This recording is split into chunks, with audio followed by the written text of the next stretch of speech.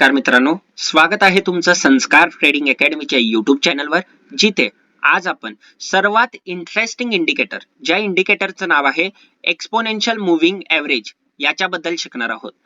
ईएमएज किंवा moving average याचा वापर कसा करायचा असतो, कोणते कोणते ईएमए आपल्याला वापरायला पाहिजेत आणि ईएमएच्या मदतीनं सिंपल ईएमए स्ट्रॅटेजी वापरून तुम्ही कसं इन्व्हेस्टिंग जर्नीमध्ये एक खूपच मोठा रिटर्न मिळवू शकताय, ते पण कुणाच्या मदतीशिवाय, ही गोष्ट आज आपण आपल्या ह्या इंटरेस्टिंग इंडिकेटर सेमिनार मध्ये शिकणार आहोत. मित्रांनो, हे एक असं सेमिनार असणार आहे ज्या सेमिनारसाठी तुम्ही बाहेर 10 ते 15,000 खर्च कराल आणि तरी पण एवढ्या इझी शब्दात तुम्हाला हे नॉलेज कधीच मिळणार नाही. तर चला आपण एक्सपोनेन्शियल मूव्हिंग ॲव्हरेजच्या जर्नीला सुरुवात करूया, जिथं आपण ईएमए ला पूर्णपणे डिकोड करणार आहे. आजपर्यंत मित्रांनो आपण काय बघितलंय की ब्रेकआउट झाला की मला पर्टिक्युलर शेअर बाय करायचा आहे. ब्रेकआउट म्हणजे काय असतंय? बेसिकली एक स्ट्रॉंग रेजिस्टन्स असतो ज्याच्यावर शेअर प्राइस कधी जात नसते आणि एक असा दिवस येतो ज्यावेळी सगळे रेजिस्टन्स ब्रेक करून शेअर प्राइस त्याच्यावर क्लोज करते. पण याच्या आधी तुम्ही एक विचार करा, जर मार्केटला हा मेजर रेजिस्टन्स क्लोज करायचा असेल किंवा मेजर रेजिस्टन्सच्या वर क्लोजिंग द्यायचं असेल, ताकद कुणाकडे पाहिजे? ताकद पाहिजे मित्रांनो बायर्सकडे, बरोबर. आणि ही बायर्सची ताकद दाखवण्यासाठी पहिला बायर गोळा व्हायला पाहिजेत आणि बायर्स गोळा होत आहेत की नाही हे सांगण्याचं काम करतात एक्सपोनेन्शियल मूव्हिंग ॲव्हरेज, जे तुम्हाला सांगतात की ॲव्हरेज जे बाईंग आहे ते ॲव्हरेज बाईंग वाढत चाललेलं आहे. एक्झाम्पल धरा की आपण दोन मूव्हिंग ॲव्हरेजेस वापरले, एक आहे 10 दिवसाचा मूव्हिंग ॲव्हरेज आणि दुसरा आहे 20 दिवसाचा मूव्हिंग ॲव्हरेज.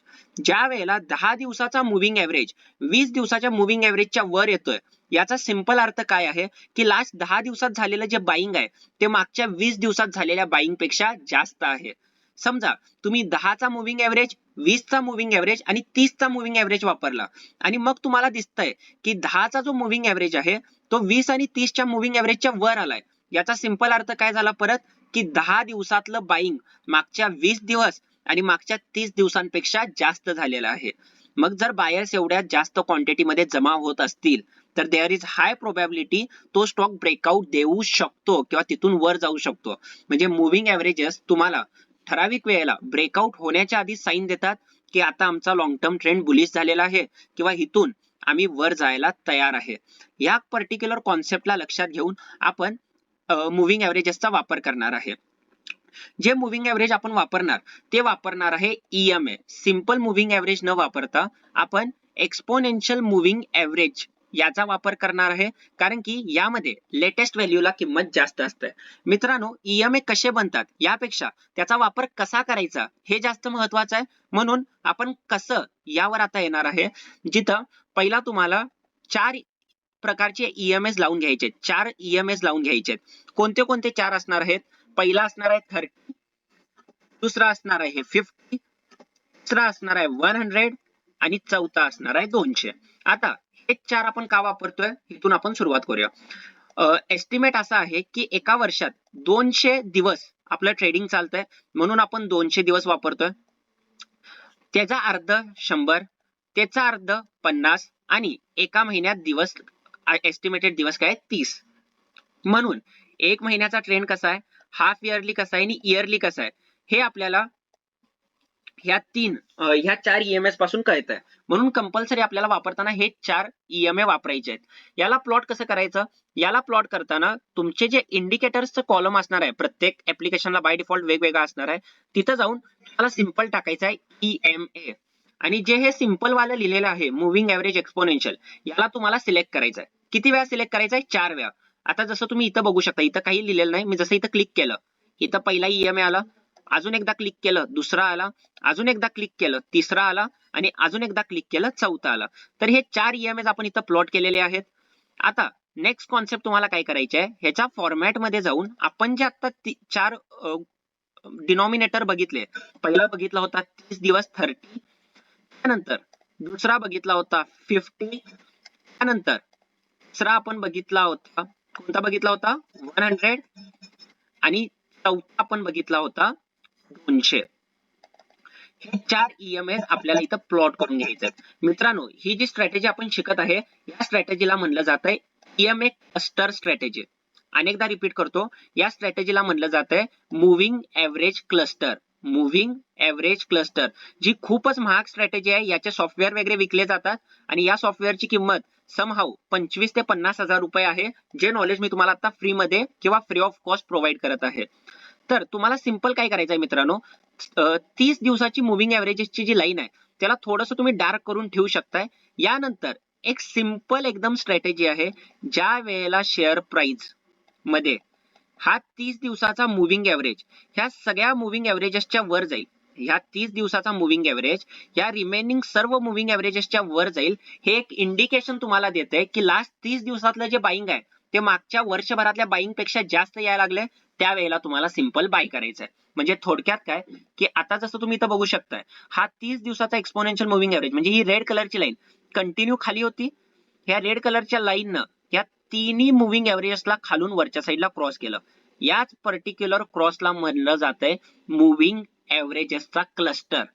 मुव्हिंग एव्हरेजेसचा क्लस्टर. आणि हे क्लस्टर वापरणारे इंडियामध्ये ठराविकच लोक आहेत आणि त्यामधली एक फेमस टेक्निकल अनालिस्ट आहे जिचं नाव आहे सिमी भौमिक, जी झी बिझनेसवर येते. ती पण ह्या स्ट्रॅटेजीचा वापर करते. तर ह्यामध्ये आपण काय करतोय, सिंपल जो आपला 30 डेजचा एक्सपोनेन्शियल मुव्हिंग एव्हरेज आहे, वाट बघतोय की तो कधी बाकीच्या मुव्हिंग एव्हरेजेसना क्रॉस करणार. द मोमेंट हे ना क्रॉस केलं, तुम्ही ह्या पर्टिक्युलर शेअर मध्ये बाय करू शकताय. कंपनीचं नाव काय, रोटोपंप. आपल्याला इथं क्रॉस केलंय. ह्यावेळी शेअरची प्राइस किती होती, 440. आणि 440 वाला हा शेअर आता ऑलरेडी किती रुपयापर्यंत पोहोचलेला आहे, 624. तुम्हाला दिसतंय 30 डेजचा मुव्हिंग एव्हरेज अजून सुद्धा या सर्व मुव्हिंग एव्हरेजेसच्या वर आहे. आणि जोपर्यंत असं राहील तोपर्यंत आपल्याला सिंपल ह्या स्टॉकला बाय आणि होल्ड करायचंय. तुमचं काम खतम. आणि ज्या वेळेला हा 30 दिवसांचा एक्सपोनेन्शियल मुव्हिंग एव्हरेज वर असेल त्याच वेळेला तुम्ही कंपनी बाय करणार. त्याच्या आधी तुम्ही कोणत्याही कंपनीमध्ये तुमचा हात घालणार नाही. मी तुम्हाला वेगवेगळे एक्झाम्पल दाखवणार आहे. एक पर्टिक्युलर कंपनी आहे, ज्या कंपनीचं नाव आहे पर्सिस्टंट सिस्टीम. त्या पर्टिक्युलर कंपनीचं नाव आहे पर्सिस्टंट सिस्टीम. जर आपण पर्सिस्टंट सिस्टीमचा वीकली चार्ट बघितला, जर आपण पर्सिस्टंट सिस्टीमचा वीकली चार्ट बघितला, म्हणजे एक कॅन्डल एका आठवड्याची राहणार आहे, यामध्ये तुम्हाला दिसतंय ह्या 30 डेजच्या ईएमए न ह्या मुव्हिंग एव्हरेजच्या क्लस्टरनं आपल्याला 650-60 ला सांगितलं होतं की आता आपण बाय करू शकतोय. आणि तिथून आजपर्यंत हा पर्टिक्युलर स्टॉक मध्ये 30चा ईएमए न कधीही ह्या ईएमएस ना खालच्या साईडला क्रॉस केलेलं नाही. म्हणजे जी गोष्ट तुम्ही 600 ला बाय केलाय ती आजपर्यंत तुम्ही होल्ड केलाय, ज्याची किंमत आता 5000 रुपये आहे. म्हणजे हे मुव्हिंग एव्हरेज क्लस्टर बाय कुठं करायचं ते तर सांगतातच, पण एखाद्या गोष्टीला लॉंग टर्म होल्ड करण्याला पण तुम्हाला मदत करतात. ओव्हरऑल जर तुम्ही ह्याला वन डे वर वापरताय, ओव्हरऑल जर आपण ही स्ट्रॅटेजी वन डे ला वापरतोय, एक्झाम्पल साठी जर आपण DLF चं एक्झाम्पल घेतलं, तसं तुम्ही इथं बघू शकताय की ह्या 30च्या दिवसाच्या मुव्हिंग एव्हरेजनं ह्या सर्व ईएमए ला इथं क्रॉस केलं. बरोबर, करेक्ट. ही रेड कॅन्डलनं रेड कलरच्या ईएमए न क्रॉस केलं. शेअर प्राइस त्यावेळी होती 370. आणि हा 370 वाला स्टॉक 1 2 3 4 5 6 7 8 9 10 11 12 13 14 15 फक्त 15 दिवसाच्या आत ह्यानं किती टक्के रिटर्न दिलेला आहे तुम्हाला, 15% रिटर्न. मित्रांनो, हा एक फ्युचर ऑप्शनचा स्टॉक आहे, ज्यानं 15 दिवसात तुम्हाला 15% रिटर्न दिला. फक्त तुम्ही काय केलं, मुव्हिंग एव्हरेज क्लस्टरचा यूज केला. आणि ही होती आजची आपली स्ट्रॅटेजी ऑफ द डे, जिथं आपण मुव्हिंग एव्हरेज क्लस्टर बद्दल शिकलो. जर तुम्ही ह्या मुव्हिंग एव्हरेज क्लस्टरचा वापर वन डे वर करताय, तुम्हाला 15 ते 20% रिटर्न इझिली मिळू शकतोय. तुम्हाला एक्झिट कधी करायचा आहे, ज्यावेळी हा 5 ईएमए परत ह्या सर्व क्लस्टरना वरून खालच्या साईडला क्रॉस करेल त्यावेळी. तोपर्यंत तुम्ही त्या शेअरला होल्ड करू शकताय, जेणेकरून तुम्हाला खूप चांगले रिटर्न मिळण्याची प्रोबॅबिलिटी आहे. पण एक गोष्ट लक्षात घ्या, जर एखादी कंपनी या क्लस्टरच्या खाली असेल, जसं तुम्ही इथं आता इन्फोसिसच्या केसमध्ये बघू शकताय, हा गॅप डाऊन तर रिझल्ट नंतर झाला, बरोबर. रिझल्ट कुणाला माहित नव्हतं, पण मुव्हिंग एव्हरेजेसनं, या 30 दिवसाच्या मुव्हिंग एव्हरेजेसनं वरून खाली क्रॉस केल्या केल्या तुम्हाला इथंच 1500 लाच कळालं असतं की इन्फोसिस मध्ये काय ना काहीतरी खराब झालेलं आहे. आणि मग इथं जर आपण शॉर्ट सेलिंग केलं असतं, किंवा तुम्हाला माहित असतं की मला एक्झिट करायचं आहे, इथून स्टॉक किती टक्के खाली आला इन्फोसिसचा, जवळजवळ 22%. आणि ह्या हिशोबानं मुव्हिंग एव्हरेज क्लस्टर ही एक गोल्डन स्ट्रॅटेजी आहे, जी तुम्हाला प्रॉफिटेबल ट्रेडर बनवते, जी तुम्हाला स्विंग ट्रेडिंग मध्ये चांगला प्रॉफिट आणून देऊ शकते, जी तुम्हाला शॉर्ट टर्म ट्रेडिंग मध्ये सुद्धा प्रॉफिटेबल बनवू शकते. तुम्हाला हा पर्टिक्युलर व्हिडिओ कसा वाटला मला कमेंट करून कळवा. जर तुम्हाला अशा स्ट्रॅटेजीज आवडत असतील तर आपण पुढच्या आठवड्यामध्ये RSI बद्दल शिकणार आहोत. Thank you for watching this video आणि मी तुमचं खरंच आभारी आहे की तुम्ही मला एवढा सपोर्ट करताय. थँक्यू.